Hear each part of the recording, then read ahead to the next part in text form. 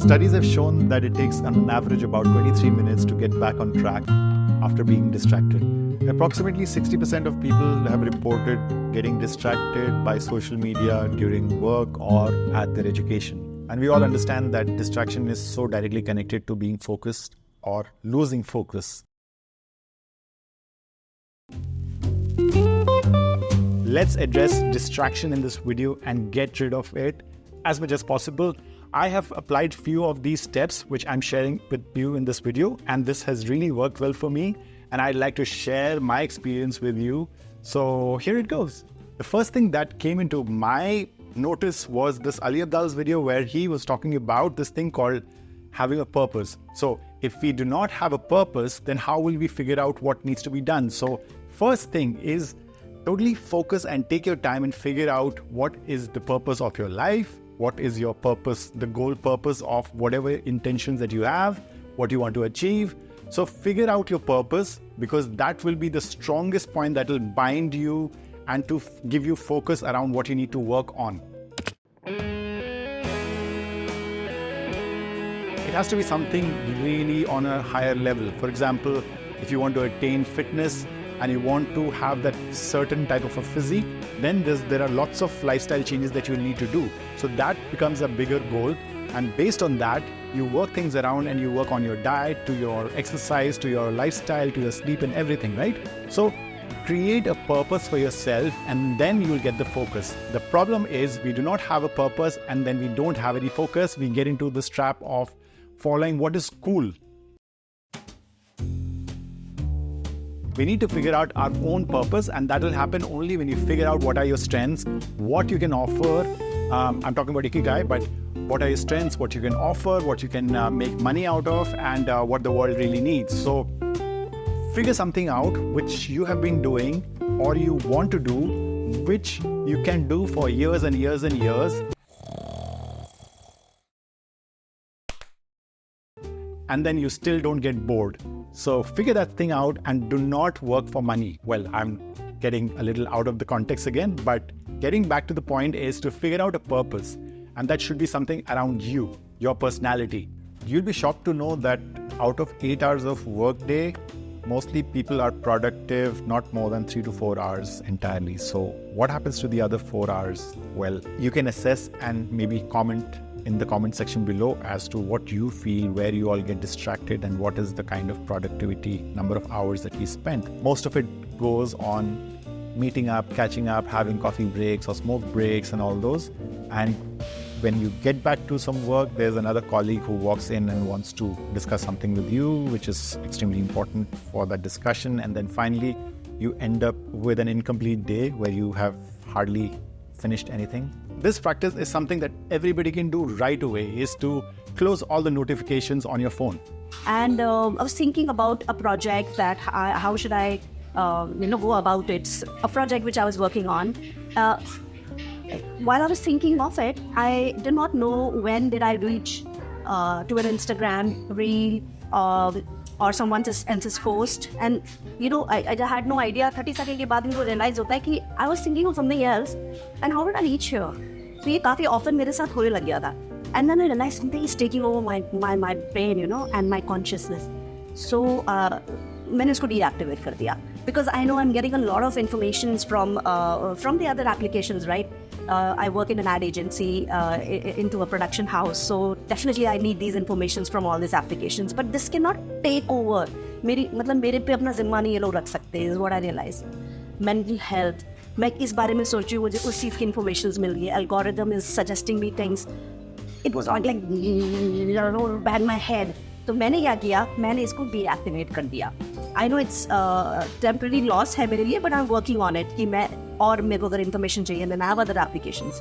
So you don't want to have that notification of a bank update or maybe a travel update or a flight detail or something which is not so urgent, right?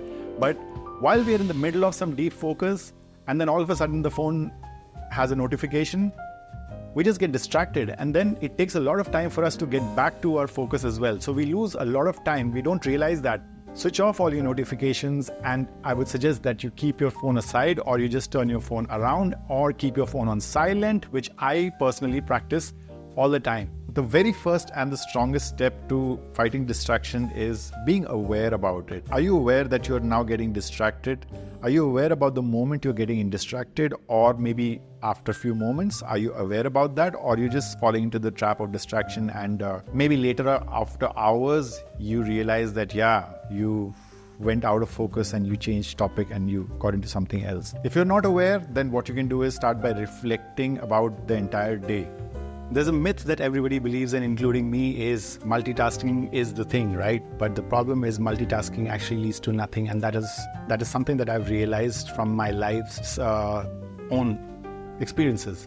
I used to try to do multiple things, and I used to think that I'll be able to do 5 people's job at one time, but it led to nothing but mediocre work. Some of the work used to be finished, but it was used to be mediocre, and the others used to always remain on the pile of incomplete list of things. Something that I've totally changed in my life is to finish one work, deep focus, and do nothing else, close it, finish it, and then move on to the other. Because multitasking never works. It really never works. I have tried doing it, and it only leads to mediocrity, as I mentioned. So let's start practicing focused work towards one purpose or one goal or one task. Finish that, and then we move to the other. The other thing that has worked really well for me is to create a calendar, because now you're committing to yourself.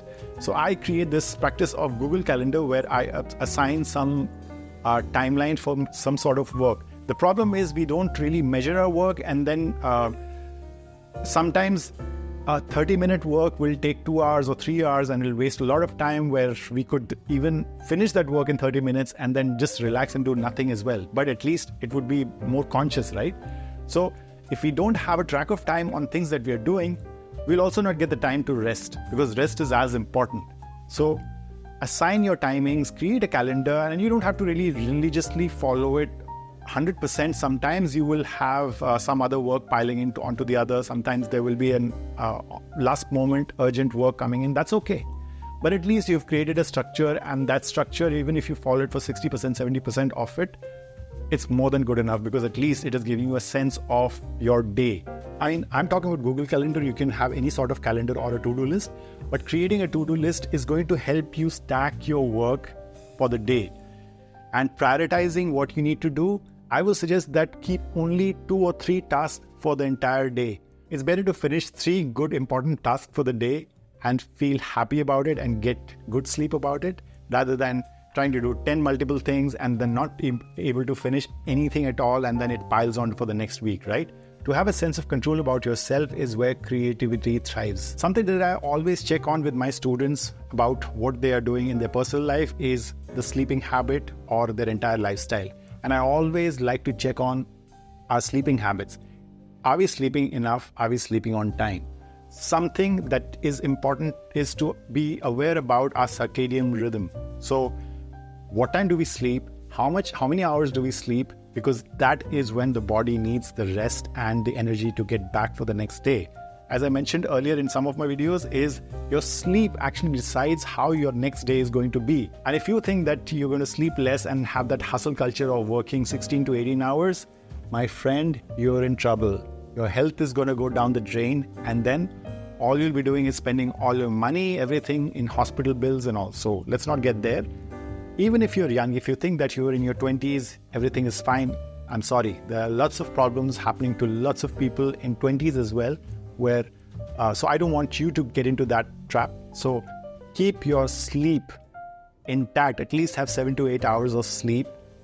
Only then you'll be able to have a great productive day, and then you'll have that sense of achievement. So having good sleep also helps in focusing on whatever you want to do. There are many different ways. Some people like to tap.